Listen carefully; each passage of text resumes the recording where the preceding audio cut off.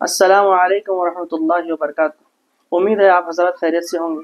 اس کے پہلے کے ویڈیو میں ہم نے نوح علیہ السلام کے نسب کے بارے میں اور ان کی پیدائش کے بارے میں جانا کہ کس طرح سے وہ پیدا ہوئے۔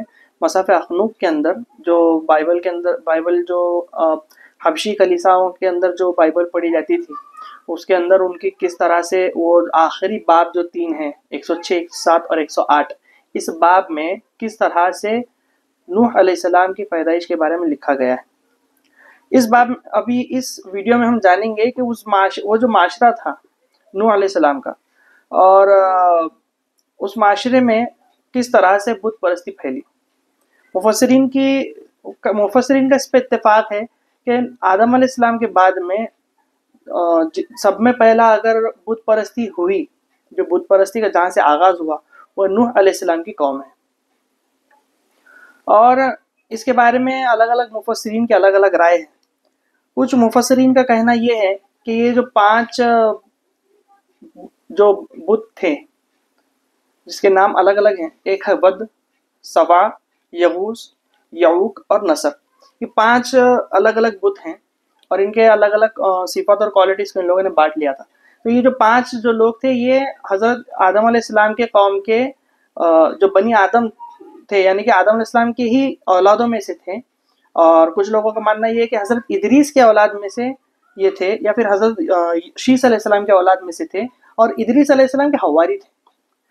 تو شیطان اس کے بارے میں ابن کثیر رحمۃ اللہ علیہ نے اس بارے میں کہا ہے کہ محدث ابن ابی حاتم رحمۃ اللہ علیہ کی روایت ابو جعفر کے حوالے سے دی ہے، اس میں ابن کثیر رحمۃ اللہ اپنے تفسیر میں، اس میں کہتے ہیں کہ ود ایک دیندار مرد اور قوم کا محبوب تھا۔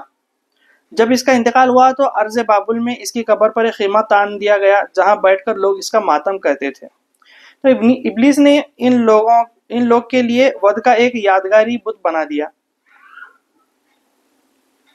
تو یہ بات ایک سمجھنے کی ہے کہ اس وقت میں ابلیس، بہت سارے علماء یہ کہتے ہیں، چونکہ ہمارا ٹاپک ہسٹری ہے اس لیے ہم اس چیز میں زیادہ نہیں پڑھیں گے، لیکن یہ بات ہے کہ مفسرین کا اس پر اتفاق ہے کہ اس زمانے میں شیطان دکھتا تھا، یا پھر یوں سمجھ لیجئے کہ شیطان مرد کی صورت میں آ کر جو ہے لوگوں کو گمراہ کرتا تھا۔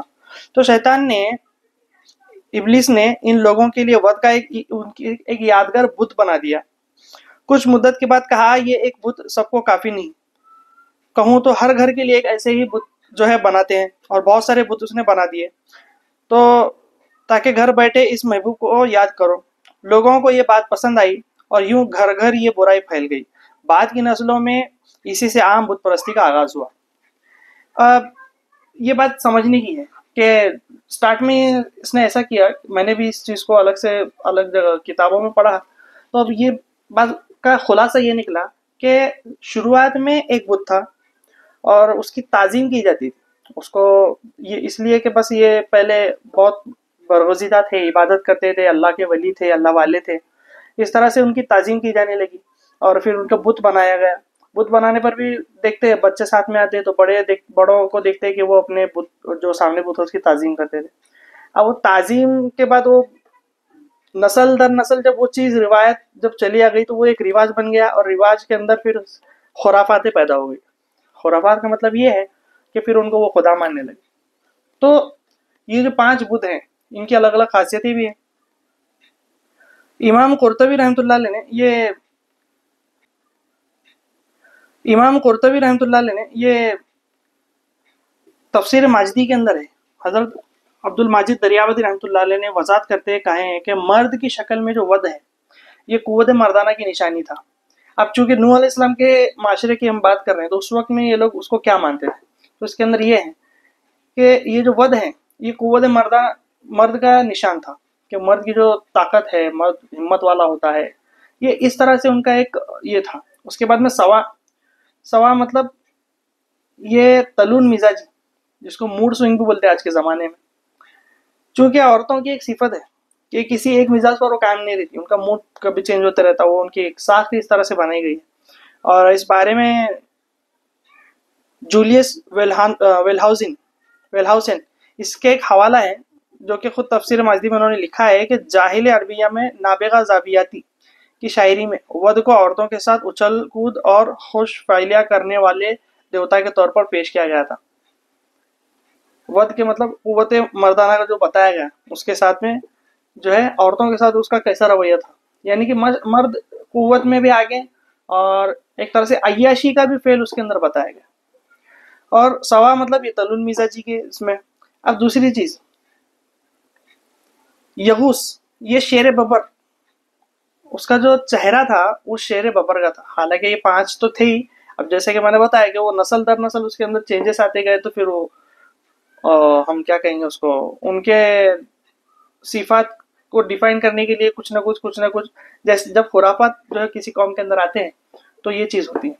तो शेर बबर का एक जो यहूस था उसको निशान शेर बबर का उसको दे दिया गया।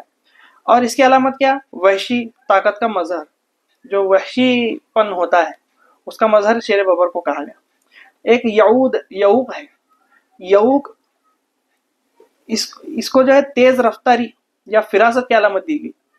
इसका जो इसकी जो शक्ल थी ये घोड़े की थी। और उसके बाद में नसर, ये दूरबीन या बारीक निगाही की अलामत है। और इसको जो बताया गया था वो उसका जो चेहरा था, इसका जो चेहरा बनाया गया वो चील का था, या फिर हम क्या कहेंगे उसको, बाज का। तो ये 5 थे जिसकी अलामत अलग अलग थी, और इसलिए उनको पूजा भी इसीलिए जाता था। जिस तरह के हम देखेंगे कि भाई हमारा बारिश वाला देवता है उसको अलग बनाएंगे, और कोई जिसको बलि देने के बाद जो खुश होता है उसको अलग बनाएंगे, और उसके बाद में पैसों का देवता अलग होगा, जन्नत का देवता अलग होगा, जहन्नम का देवता अलग होगा। उसलिए और जैसे देवता होंगे उसी हिसाब से उसका जो स्ट्रक्चर बनेगा उसी हिसाब से बनेगा। सूरज के ताल्लुक से एक बात आती है, हिंदी में उसको सूर्य देवता भी कहते हैं, जो सूरज के देवता की जब बात आएगी तो सूरज के देवता के बारे में जब बात आती है, अगर हम देखें हमारे जो हनूद जो हमारे साथ में रहते हैं, उनके सारे देवता कोई चप्पल नहीं पहनता। उनके जितने भी देवता बने हैं उसमें कोई भी चप्पल नहीं पहनता सिवाय एक देवता के।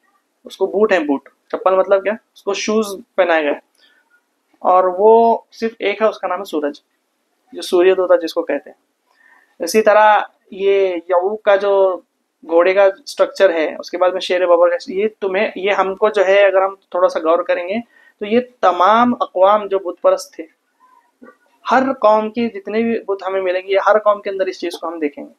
यहाँ तक कि मिस्र के जो इजिप्शियंस जो गॉड्स हैं उसके अंदर भी आई ऑफ हॉरस, हॉरस मतलब जो एक ये था चील का निशान, ये था आई ऑफ हॉरस, उसकी आंख के बारे में बहुत फेमस था। तो वो दूरबीनी और बारीक बीनी, ये देखिए ये है नूह अलैहिस्सलाम की ये पैदाइश। नूह अलैहिस्सलाम के ज़माने में इस चीज़ को पैदा किया गया। उसके बाद में ये हर कौम के अंदर शैतान वही चीज़ को रिपीट करता है। शैतान के पास कोई नया ये फंदा नहीं है, उसके पास वही सेम फंदे, वो बार बार वही जो है यूज़ करता है। तो ये चीज़ है कि यऊक के बारे में जो बात आती है वो तेज़ रफ्तार था घोड़े के इसमें। तो हमारे जो साथ में रहने वाले लोग हैं, हमारे साथ में जो हनूद रहते हैं, हिंदू लोग रहते हैं, उसके अंदर हनुमान के कुछ 5 रूप दिखाए गए थे। वैसे तो बहुत कम लोगों को पता है, तो उसके अंदर घोड़े का भी एक रूप है। उसके बाद में चील के ताल्लुक से भी हिंदुइज्म के अंदर अच्छा खासा एक ये पाया जाता है।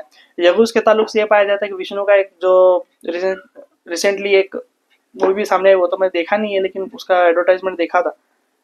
बब्बर शेर का जो है नरसिंह माँ का एक अवतार है, वो भी इस चीज को देवता के इसमें सामने रखकर ये करते हैं। तो ये सारी जो पैदाइश थी ये नूह अलैहिस्सलाम के ज़माने से चालू हुई, और ये दुनिया में सबसे पहली कौम थी जिसने बुत परस्ती की ईजाद की, और उसके बाद में इसी की वजह से ये कौम हलाक हुई।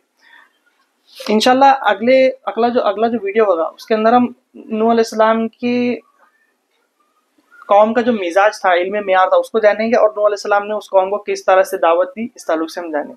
आज के लिए इतना ही। अस्सलाम वालेकुम व रहमतुल्लाहि व बरकातहू।